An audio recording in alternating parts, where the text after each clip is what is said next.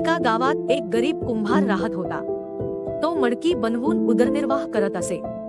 त्याला मडकी बनवण्यासाठी मातीची फार गरज भासत असे, म्हणून त्याने माती आणण्यासाठी गाढव पाळले होते। परंतु कुंभार गरीब असल्यामुळे गाढवाला पुरेसे खायला देऊ शकत नव्हता।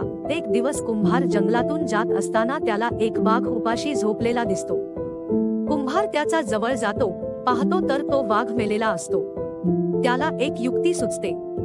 तो दिवसभर वाघाचे कातडे काढतो आणि घरी घेऊन येतो।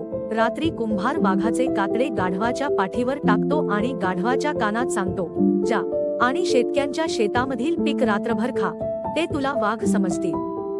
ते तुला घाबरून पकडायला येणार नाहीत। तुला पकडण्याचे धैर्य त्यांना होणार नाही। अशा प्रकारे दररोज रात्री गाढव शेतक्यांच्या शेतात पीक खात असे।